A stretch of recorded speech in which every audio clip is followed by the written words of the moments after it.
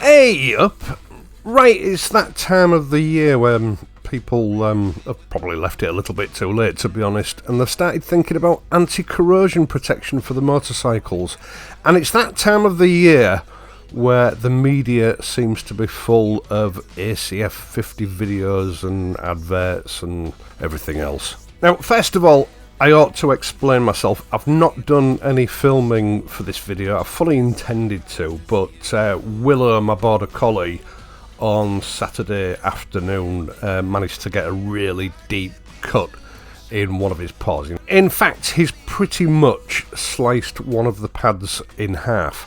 Now, we ended up having to take him to the emergency vets on Saturday evening. I contacted my normal vets. I mean, it was quarter of an hour before closing time, but they didn't want to know about any sick animals. They just wanted to go home. So, a couple of hours later, an hour at the emergency vets, some painkillers, a dressing, and an eye-watering bill later, we thought we'd pretty much got him sorted out. We just had to change the dressings on his paw daily, but then on Tuesday night I suspected that an infection had set in. So yesterday, that is Wednesday morning, I set about finding a new vet to get him in to have it looked at. I'm not happy with the old vets. Their professional standards have slipped substantially over the last decade or so.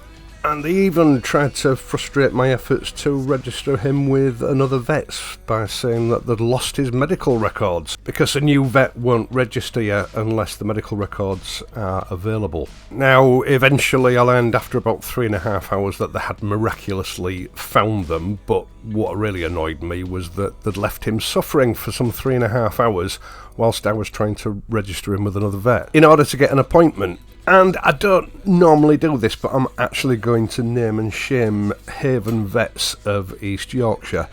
I've been with them almost 50 years, but their service is atrocious these days. Let's just say that from my experience of them, animal welfare comes right down the list of their priorities. So what I'm trying to say is, instead of filming for this video on Wednesday, I spent most of it ringing round, getting records transferred and getting an emergency appointment, which was much more reasonably priced than Saturday's bill, to get the poor little bugger sorted out, and, you know, the day was a bust. Now, I have published videos in the past about protecting your motorcycle during the winter months if you have to ride, you know, commuters, or just motorcycle gods that ride no matter what the weather's doing. So I'm having to use some B-roll from some of my older videos. This isn't a how-to video, this is just a discussion about the various products that are available to you. Now, corrosion protection on any motor vehicle is actually something I know a lot about. As you know, I used to run a body shop. And corrosion caused by our British winters is one of the biggest killers of vehicles in existence. Now, some of the best anti-corrosion treatments for a motorcycle have actually been in existence for well over half a century, but over the last decade or so, there's been a lot of hype over ACF50. And I'm going to be honest, it ain't bad, but there are a lot better products available to you.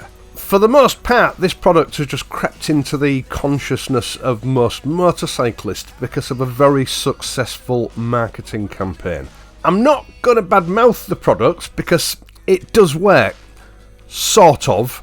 And there's a lot of hype around the fact that it was designed for the aircraft industry. Now, if you actually look into this, it was actually designed to protect hydraulics, electrics and electronics that were rooted inside the double-skinned construction of aeroplane fuselages.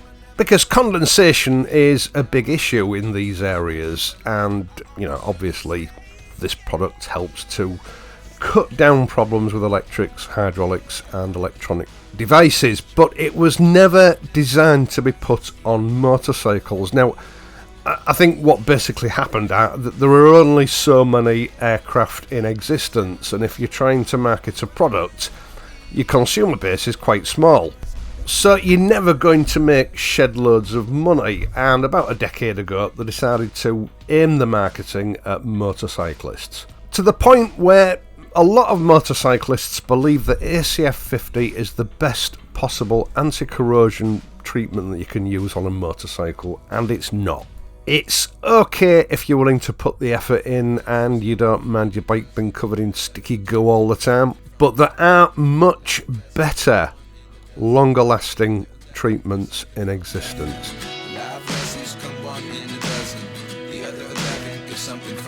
Now, first of all, 2 or 3 years ago, a company called Genelite approached me, and I should say now, the 3 companies that I'm going to talk about, I'm not involved with them financially in any way. I don't get anything from sales or anything like that. One of them, Autobrake Direct, as a goodwill gesture, has given me a 15% discount for anything on their site, which I'll leave in the video description down below. But that's purely for your benefit. I get nothing out of it. Now, up until about 3 years ago, for all these sort of major paintwork, framework, etc. on a motorcycle, I'd used the traditional wax oil that we're all familiar with, that I think came into existence in about the 1950s, and is probably the product that's responsible for a lot of classic cars that are on the road today surviving. And whenever you mention the term wax oil, that is the product that everyone always thinks about. Now, it's a brilliant product. Once it's been put on your vehicle, it lasts for years. But application can be a little bit problematic. It uses a white spirit solvent as its base, and at the best of times it tends to clog up the nozzles on whatever spraying apparatus you're using, whether it's through a compressor or whether it's through aerosol can, and it's virtually impossible to apply it in cold weather. It's one of those jobs that you need to do during the warmer summer months, which, you know, when a lot of people contemplate protecting the vehicles, the weather's cold, so you know, it's a bit of a pain to try and apply it to your vehicle. But with a bit of forward planning, this stuff is brilliant. If you apply a thin coat of it onto, you know, the inside of metal mudguards, the exposed parts of the frame that are going to get hit by the worst of the salt water during the winter, one application will provide years of protection to your motorcycle. But as I say, the issue with it is application. It's quite difficult to apply. Now, this was always my go-to product, and I think some of the early videos that I made on this channel, I did use the traditional wax oil. But about 3, maybe 4 years ago, I think it was 3 years ago, Genelite approached me with a product that they'd formulated. Now, Genelite is a big name in corrosion and anti-corrosion treatments. They've been around since the year dot. In fact, I remember my dad having some of their products in his garage when I was a child.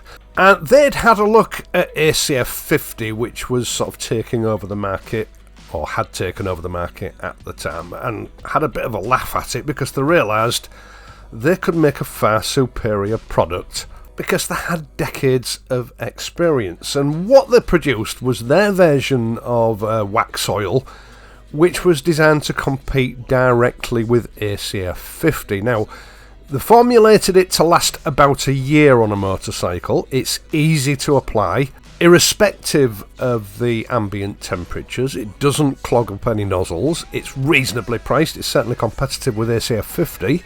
And with the proviso that you do keep an eye on it, you know, periodic inspections during the winter months, it should last the bike a year.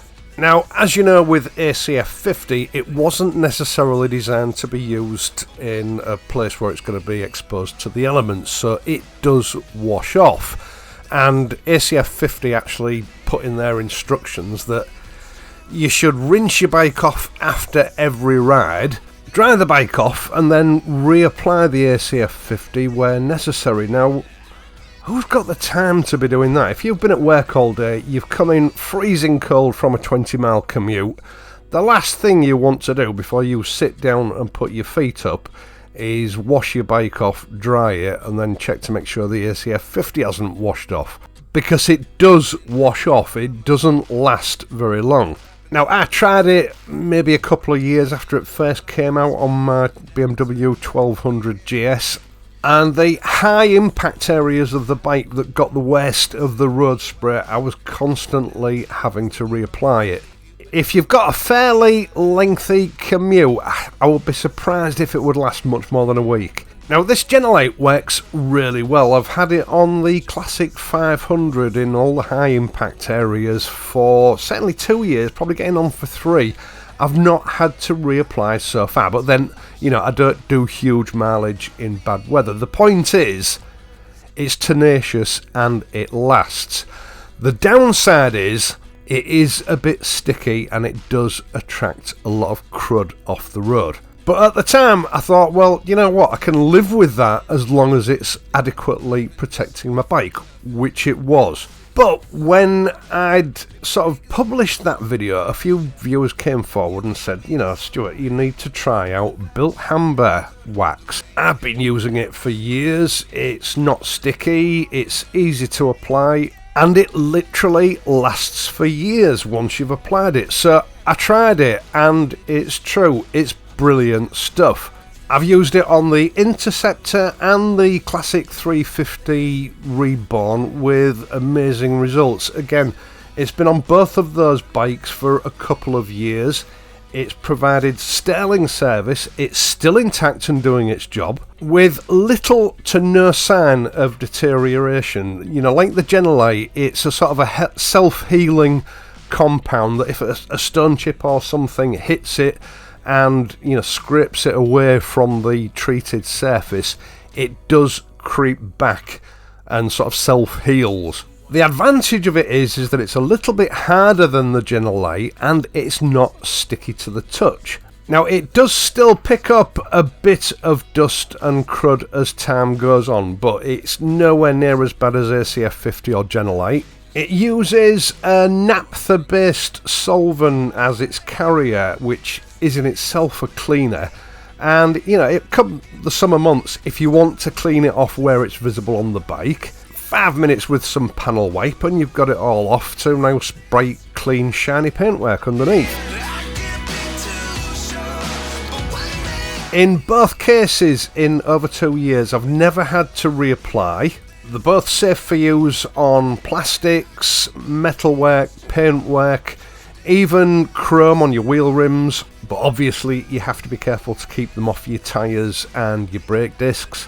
And at the very least, worst case scenario, the products that you can put on at the beginning of winter and forget about it until the following spring.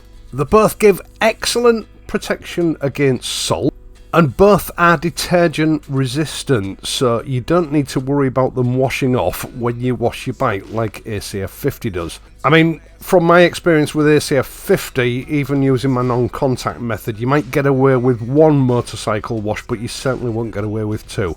And the reality is with ACF50 is it absorbs so much muck off the roads. Using a non-contact method is difficult because, you know, you just can't shift it. These two products do have one small disadvantage. They don't last very long on hot surfaces like an engine or your exhaust system. Well, really, ACF50 doesn't either. But my remedy for that has always been to use a good quality, thick, oil-based maintenance spray. Yes, you are going to have to replace these on your engine and exhaust, I don't know, certainly every few rides, maybe once a week. But it's far better in my view that you're only having to replace it on your engine exhaust than having to replace it on the entire bike as you do with ACF50. I've tried several sort of different brands of maintenance spray over the years, and then about 3 months ago, Auto Bright Direct sent me a sample of this engine protectant. Now, this is designed specifically as a protectant for hot surfaces like the engine and the exhaust. I first tried it out about 2 months ago. I was pleased to see that it is an oil-based spray. I'm sorry, I haven't made any videos on it. I haven't got around to it yet. I like to try things out for quite a long time before I make videos. It's got all the best properties you could possibly hope for dressing your engine and your exhaust during the winter months. It shrugs off salt. As I've said, it's oil-based and it contains persistent corrosion inhibitors. Now, it doesn't last forever. and it should last up to a week for a daily commute. Now obviously this is dependent on the weather that you're travelling in and how many miles you're doing on your commute. Again, it's just a matter of keeping an eye on it and, you know, quickly reapplying some, especially on the front of your engine, if you're sort of thinking that it has washed off. Although I would say, preliminary tests on my part, it is very wash-off resistant. Now, I've never actually heard of Auto Brake Direct until, I don't know, 4 or 5 years ago. They just seem to appear from nowhere. They're mainly supplied to the trade. And I think I've told the story before, you know, I sort of rolled my eyes when they approached me all those years ago and just thought they were an upstart company, and it turned out I was totally wrong, and just about everything that they make is fantastic, to the point where I use most of their products now. I think I even saw them on the shelves in Halfords the other day. Anyway, early indications are this engine protectant is a really good product, so I'll leave a link along with links to the other 2 products that I've mentioned in the video description down below. As I've said, Auto Brake Direct are offering a discount to viewers of this channel via a code that I will leave along with the link, and that's for any product on their site, and I don't get a penny from the sales. One thing I can guarantee is that if you try any of these products and you apply them properly, you will not regret it, even if you want to change back to ACF50 next year or whatever, although I don't really understand why anyone would. Give them the try. I think you'll be pleasantly surprised by the results you get and the lack of hassle involved in using them. And especially where these 2 wax oil products are concerned, the amount of money that they're going to save you, because I haven't mentioned that so far. The Genelite, it goes a long way. You will certainly get 1 or 2 bikes out of a tin of the Genelite, which will last you a year. I think ACF50 halfway through the first winter ended up buying a second can. The Built Hamber, however, is astounding. It's a 750ml can. I've treated 2 entire bikes with it. I've also done bits and pieces on my car and my partner's car, and I've still got half a can left.